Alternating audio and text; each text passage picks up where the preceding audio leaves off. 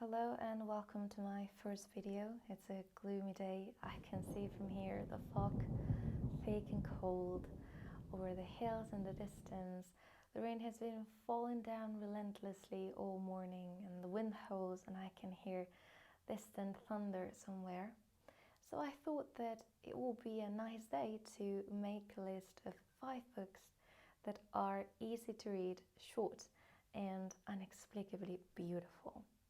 We will have a book that was discovered by accident by a very famous actor, a book of letters, another one of conversations, and a very unique and a strange recipe book that is actually far more than just a recipe book.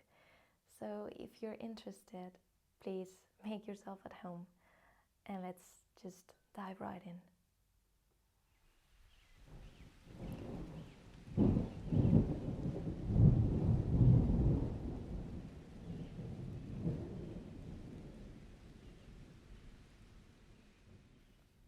Just as a poet plays with words, Dita juggled ingredients. This novel feels like a whirlwind of color and flavor and scent. Those colors and flavors would explode in your brain as you read. Through its pages you will find yourself right in the middle of a Mexican kitchen where wonderful, magical things will happen. Now, this masterpiece is not a fantasy one. This book belongs to a popular movement in Latin American literature called magical realism. It is an adult book with very explicit images of sometimes sex, violence, others, and a lot of joy and happiness too. The main character will teach you how to prepare the most gorgeous Mexican recipes that you can imagine, but the mood that she's in while she cooks is going to affect the outcome of the dishes, causing all sorts of events to occur.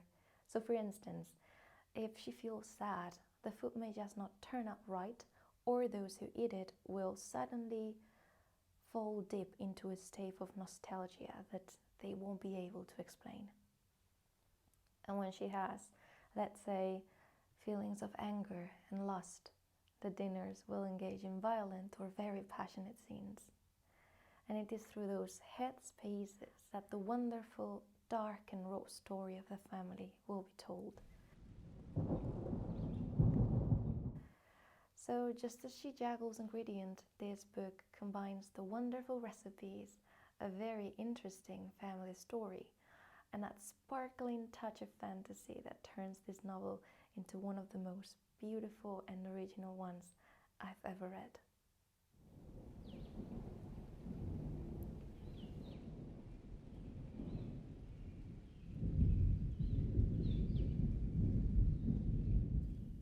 Letters to a Young Poet. I beg you to have patience with everything that remains unsolved in your heart and try to love the questions themselves.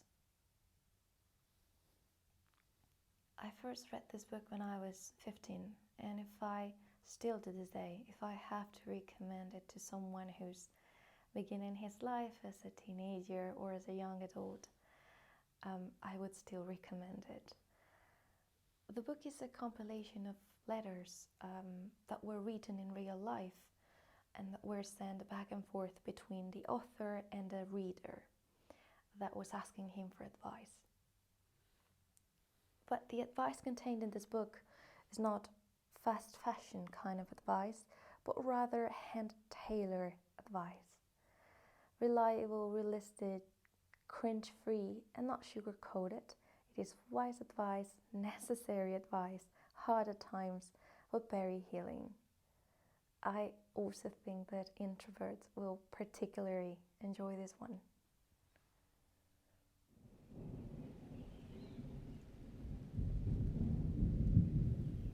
The Rome Diary. Like most others, I was a seeker, a mover, a malcontent, and at times a stupid hellraiser. Now, this has to be one of my all-time favorite books.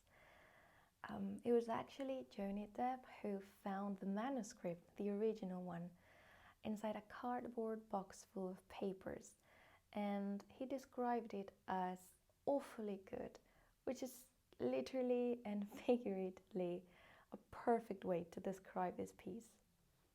Hunter had apparently forgotten about it after writing it. I imagine the two men sitting together at Hunter's library, the smoke of tobacco lingering in the air, maybe a cup or two of rum, the two together going through manuscripts to bring to life through a movie, between cardboard boxes and old pieces of humid, dusty paper, where Hunter's witty masterpiece laid. Simply put, the main character leaves New York City to go to live and work in San Juan, where he will work as a journalist. This book talks about everything: failure, success, dreams, aspirations, losing oneself and becoming ruthless. It talks about politics and greed and fame in such a clever, witty and ironic way. And the descriptions of the Caribbean are simply delightful.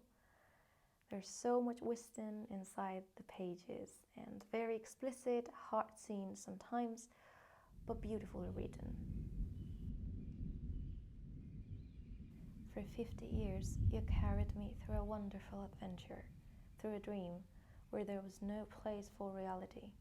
Today I woke up. Your death announces the end of the game. It was you who led us through the battle. It was you, like a soldier, who led us from victory to victory. This book is one of the most beautiful, I feel like I've been saying that a lot, one of the most beautiful ones I've read in terms of correspondence books. What makes this book as delightful as it is to me is the genuine, raw and uninhibited honesty that the letters contain. And I believe that if you're interested in fashion, you are going to love this one so much. Pierre wrote these letters to Yves once he had already died, as a tribute, and I imagine that as some sort of coping mechanism too. Some letters are tender and soft as silk, full of love and admiration, and others are written with anger and spite, but always with a hint of empathy and love. He loved him, he knew he was a genius, but he also went through hell and back for him and with him. Again, it's beautifully written, and it offers a very unusual perspective on Yves' life and legacy. Pierre was his lover, his counselor, and his partner for most of their lives. The image of the cover is also very self-explanatory. Yves running towards that glory and that fame, and his faithful companion always beside him, making sure that everything was alright.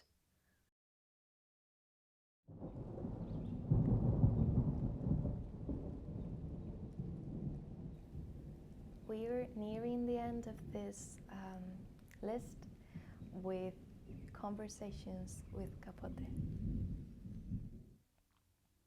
Everybody has their field. My field is the multiple murder. We have a book of correspondence, novels, some sort of adventure cookbook, and I figured that closing this list with conversations would fit well. Truman was interviewed by Lawrence Grovel in a lavish hotel, I believe, in New York. And the final product of those conversations, it's what makes this book what it is. You might like him or not, but he was a great conversationist.